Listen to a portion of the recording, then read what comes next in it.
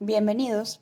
Este video será presentado por Camila Gibara y Nicole Villegas y hablaremos sobre el ciclo de Brighton con regeneración. Los objetivos de este video se van a basar en analizar el funcionamiento del ciclo de Brighton con regeneración, evaluar asimismo el desempeño del ciclo a través de la primera y la segunda ley de la termodinámica y ejemplificar el proceso y detallar la relevancia de este en el mundo real. Como introducción, podemos especificar que se conocen que los dispositivos que producen potencia en general operan en ciclos. El estudio de los mismos constituye una parte relevante y esencial para la termodinámica. Se crearon ciclos ideales que eliminan complicaciones y otras consideraciones, obteniendo así resultados que distan de los valores reales, pero simplifican la operación. En los ciclos de potencia de gas, la sustancia de trabajo permanece en estado gaseoso durante todo el ciclo. Un ciclo básico de la turbina de gas puede ser modificado de varias e importantes maneras para aumentar así su eficacia total. En este video se introduce el ciclo de Brighton con regeneración, mencionando las diferencias que este tiene con el ciclo original y analizando los principios básicos del mismo. Finalmente, se van a detallar las utilidades de este ciclo para la ingeniería y los procesos industriales. Antes de definir el ciclo de Brighton y después el ciclo de Brighton por regeneración, podemos hacer un breve recorrido histórico. Este ciclo aparece por primera vez asociado a la patente de una máquina de gas del inventor inglés John Barber en 1791. Sin embargo, esta máquina fue un fracaso debido a que el sistema de compresión era incapaz de alcanzar siquiera las 2 atmósferas de presión y por sus elevadas pérdidas de calor. En la década de 1840, el físico británico James Prescott Joule planteó de manera teórica y formal por primera vez el ciclo de Brighton. Lo planteó como un ciclo de flujo discontinuo en el que gas debía comprimirse mediante un cilindro y un pistón. Una vez delineadas estas características, el primer intento relevante por llevar a cabo a la práctica este ciclo se produjo en 1872 gracias a George Brighton, quien patentó su Ready Motor. Para proseguir con el ciclo de Brighton con regeneración, primeramente se debe definir el ciclo de Brighton sencillo, entendiéndose este como la aproximación del ciclo de aire estándar ideal para los motores de turbina de gas. Es diferente de los otros ciclos de gas, pues durante el ciclo de Brighton el proceso ocurre en un sistema abierto o en volúmenes de control.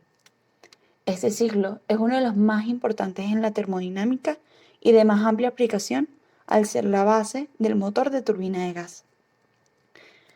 Este ciclo cuenta con varios procesos, específicamente 4, que se ejecutan en dispositivos de flujo estacionario, por lo que debe analizarse como procesos de flujo estacionario utilizando las consideraciones del aire estándar. De 1 a 2 tenemos una compresión isentrópica que se lleva a cabo en un compresor. De 2 a 3, adición de calor a presión constante. De 3 a 4, expansión isentrópica que se lleva a cabo en una turbina. Y de 4 a 1, rechazo de calor a presión constante. El aire frío y la presión atmosférica entran por la boca de la turbina. Luego, este aire es comprimido y dirigido hacia la cámara de combustión mediante un compresor. Puesto que esta fase es muy rápida, se modela mediante una compresión adiabática. En la cámara de combustión, el aire es calentado por la combustión del queroseno. Una vez que esto se termina, el aire caliente pasa por la turbina a la cual se mueve.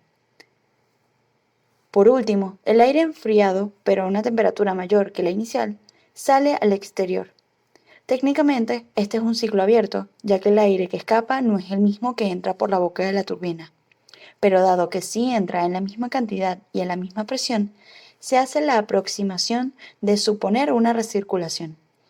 En este modelo, el aire de salida simplemente cede calor al ambiente y vuelve a entrar por la boca ya frío. Por lo tanto, este ciclo de Brighton puede determinarse como un sistema abierto en donde el análisis de flujo estable es usado para determinar la transferencia de calor y trabajo para el ciclo. Así, se asumirá el fluido de trabajo que es el aire, y que los calores específicos. Con este precedente se puede determinar así la definición del ciclo de Brayton con regeneración, entendiendo que este es una mejora y se aplica con la finalidad de aumentar el rendimiento del ciclo anteriormente explicado.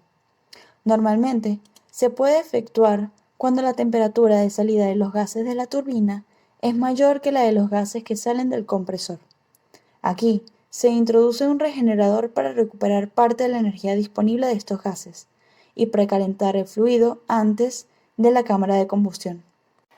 Usualmente, la regeneración conviene solo cuando la relación de presión en la expansión es baja, ya que de esta manera se puede asegurar que el calor máximo estará dado por la corriente que en un ciclo simple se desprende hacia la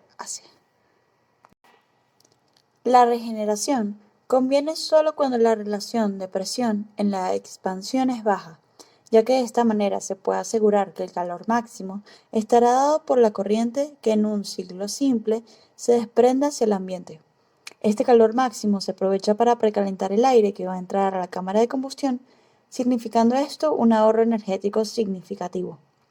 Para el caso contrario, es decir, relación de presiones altas, este calor será muy bajo, pues saldrá a temperatura muy baja producto de la expansión excesiva, perdiéndose este calor al ambiente sin poder aprovecharlo.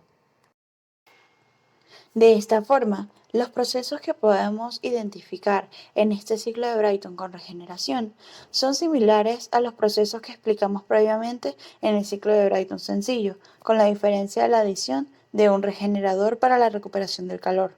Así, de 1 a 2 tenemos la compresión isotrópica, que se genera en el compresor. De 2 a 3 tenemos la regeneración isobárica, la cual se hace de forma isobárica porque de esta forma es que funcionan los intercambiadores de calor. Luego, de 3 a 4 la adición de calor isobárica, de 4 a 5 la expansión isentrópica, de 5 a 6 se repite la regeneración isobárica y de 6 a 1 el rechazo de calor isobárico. Así, habiendo determinado la función de cada una de las etapas en el proceso del ciclo de Brayton con regeneración, se pueden determinar las características del mismo, especificando que se trata de un ciclo ideal porque el gas que se utiliza para el proceso se comporta como un gas ideal.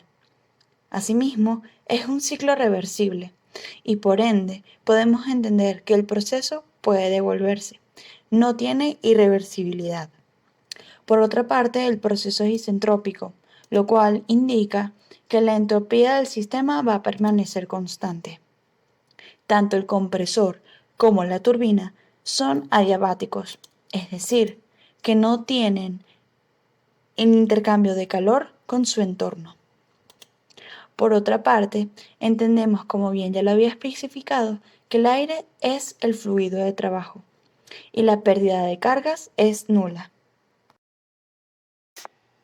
Ahora, para entender el análisis energético, primeramente se debe dejar en claro que la T4 debe ser necesariamente mayor a la T2 para poder aplicar así la regeneración. Ahora, para realizar este balance de energía, entendemos que será todo lo que entra menos todo lo que sale. Identificamos los elementos que entran. Entra la Q de regeneración, entra la Q de entrada y asimismo entra el trabajo de entrada. Por otra parte, sale la Q de salida, la Q de regeneración y el trabajo de salida. Entendemos que la Q de regeneración se cancela porque entra y sale y nos queda esta ecuación. QE más WE menos QS menos WS. Esto quiere decir que la transferencia de calor se está llevando de forma interna. Ahora, se conoce que el trabajo neto es la diferencia de WS menos WE. Si tomamos en consideración la ecuación anteriormente planteada, se deriva inmediatamente en esta otra ecuación.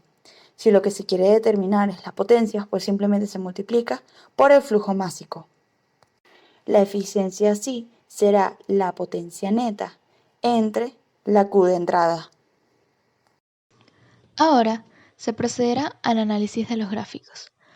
Observando el gráfico temperatura-entropía y considerando que el regenerador trabaja al 100%, entonces 5 y 3 van a coincidir, al igual que 2 y 6. Si se considera el regenerador adiabático, se va a tener que el calor de regeneración es igual a la entalpía 3 menos la entalpía 2, que a su vez es igual a la entalpía 5 menos la entalpía 6. El calor de regeneración máximo va a ser igual a la entalpía 5 menos la entalpía 2. Por otro lado, la eficiencia va a ser igual al calor de regeneración sobre el calor de regeneración máximo, igual a la entalpía 3 menos la entalpía 2 sobre la entalpía 5 menos la entalpía 2. Introduciendo un nuevo concepto, el trabajo de retroceso, que se refiere al trabajo que genera la turbina para mover el compresor, se tiene que el trabajo de retroceso será igual al trabajo que entra sobre el trabajo que sale. Analizando el gráfico presión-volumen, se observa que la presión 1 será igual a la presión 5 y a la presión 6, mientras que la presión 2 será igual a la presión 3 y a la presión 4. La temperatura máxima del sistema va a ser igual a la temperatura 4, que a su vez coincide con la temperatura de salida de la cámara de combustión, y la temperatura mínima es a la entrada del compresor y es la temperatura 1.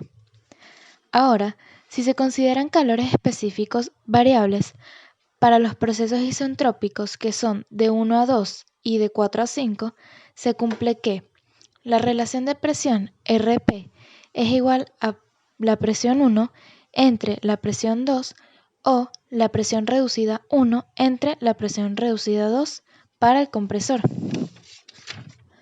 Y para la turbina, la relación de presión será igual a la presión 4 entre la presión 5 o la presión reducida 4 entre la presión reducida 5.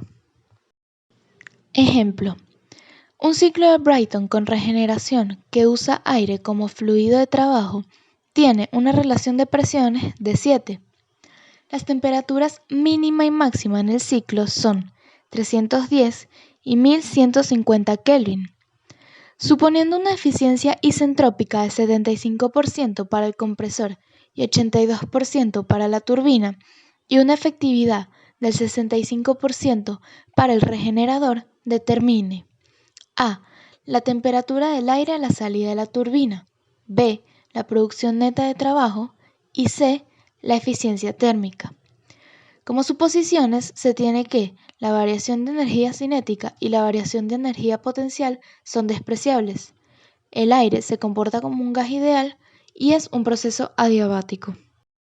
Para calcular la temperatura del aire a la salida de la turbina, se procede a: con la temperatura mínima, que es igual a la temperatura 1, que es 310 Kelvin, se calcula la entalpía y la presión reducida mediante la tabla A17.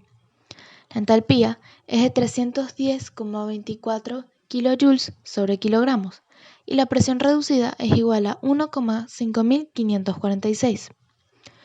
Utilizando la relación de presiones, se obtiene que la presión reducida 2 es igual a 10,88. Con esta presión reducida 2 y mediante la misma tabla, se calcula la entalpía isentrópica, que es igual a 541,26 kJ sobre kilogramos.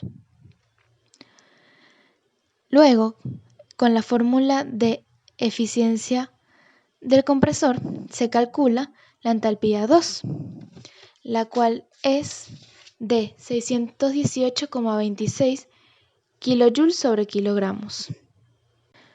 Luego se calcula con la temperatura 3, que es 1150 Kelvin, la entalpía 3, que es de 1219 kJ sobre kilogramos, y la presión reducida 3, que es de 200,15. También se calculó mediante la tabla A17. Nuevamente, usando la relación de presiones, se obtiene que la entalpía isentrópica 4 es de 711,80 kJ sobre kilogramos. Luego, para sacar la temperatura 4, es decir, la temperatura de salida de la turbina, se debe despejar la entalpía 4 de la ecuación de la eficiencia de la turbina. Esta entalpía es de 803,14 kJ sobre kilogramos. Luego, interpolando, se obtiene que la temperatura 4 es de 782,8 Kelvin. Ahora se procede a calcular el trabajo neto del sistema, que viene dado por el trabajo de la turbina de salida menos el trabajo de entrada del compresor, que es igual a la entalpía 3 menos la entalpía 4 menos la entalpía 2 menos la entalpía 1. El trabajo neto del sistema resulta ser 108,09 kJ sobre kilogramos. Ahora, para calcular la eficiencia térmica se necesita la entalpía 5, la cual se calcula mediante la fórmula de la efectividad del regenerador. La entalpía 5 es igual a 738,43 kJ sobre kilogramos. Con la entalpía 5 se puede calcular el calor de entrada, que es 480,82 kJ sobre kilogramos.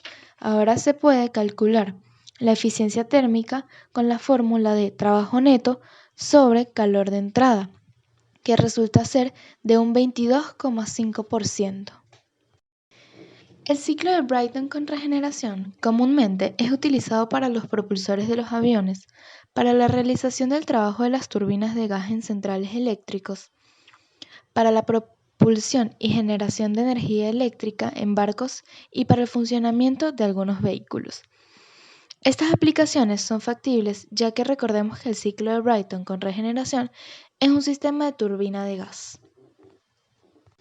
Algunas de las ventajas del ciclo de Brayton con regeneración son el análisis de las turbinas de gas, la mejora del rendimiento de un ciclo de Brayton normal, la reducción de transferencia de calor requerida por el ciclo y el buen uso de los recursos utilizados en el mismo sistema.